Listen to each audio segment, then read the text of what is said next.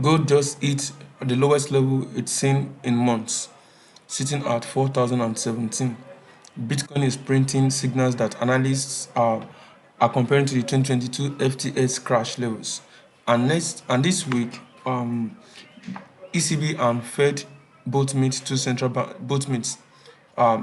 banks decision in 1 week. If you don't know your levels going into that, you are going in blind.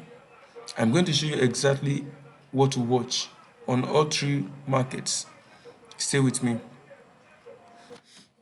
Okay, Bitcoin.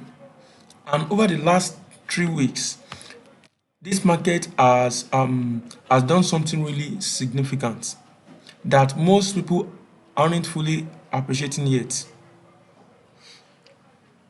With from this low year, in late June, Bitcoin printed its first weekly candle close below the 200-week simple moving average. Yeah, exactly.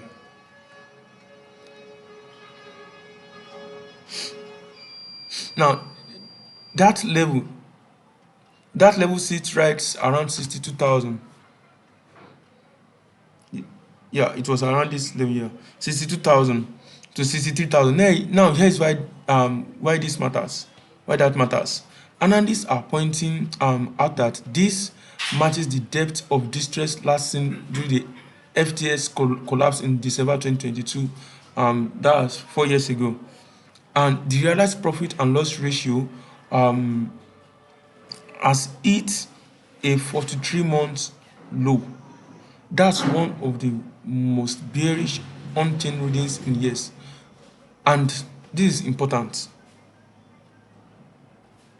Now, look at what price has been doing since July. It's been coming down lower, lower. You see, it's been grinding downwards, grinding lower. Now, you have seen Bitcoin currently quietly building a rising channel. On the other side, from this lows here, we've seen that Bitcoin has been building a rising channel. You could see here, this this is a rising channel. It's been seeing higher lows, a low year, series of low year, series of low year, another low year. So this is telling us like something is about to happen, like something is shifting.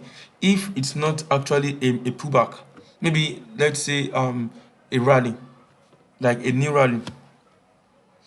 Now, this one has rejected Bitcoin multiple times.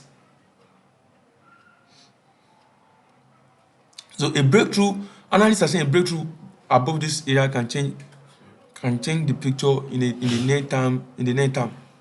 So as long as price over above this zone, buyers can maintain a short-term advantage. Yeah, buyers can maintain a short-term advantage.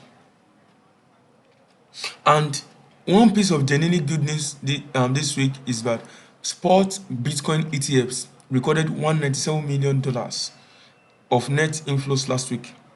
That's not an 8-week consecutive outflow streak that have built 8.26 billion dollars out of these funds. BlackRock's iShares Bitcoin Trust led with 291 million in inflows. That's institutional money coming back in, even if cautiously.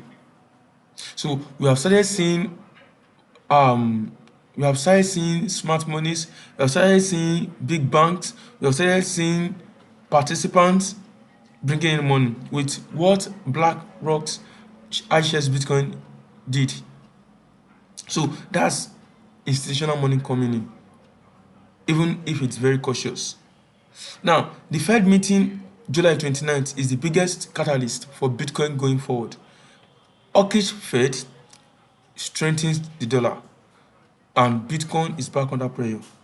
Dovish or unchanged with softer language,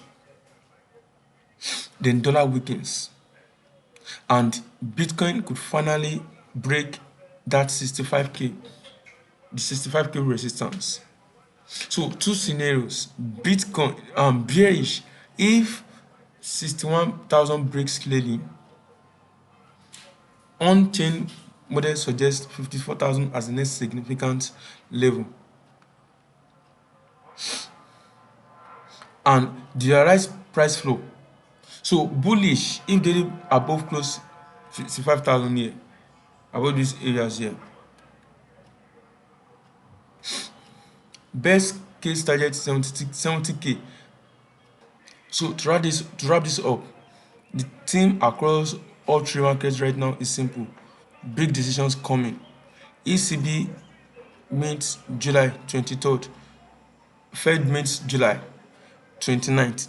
Those two events together will shake gold. Yeah. Bitcoin and Euro USD simultaneously. Size down going into both. React to what they confirm. If this breakdown help you, drop a like right now. One tap helps more traders find this content. Subscribe so you get the ECB and Fed updates the moment it drops. Daily setups on Telegram, link in description. In collaboration with PA Trading, Discord link below. DM me for account management or mentorship. See you after ECB.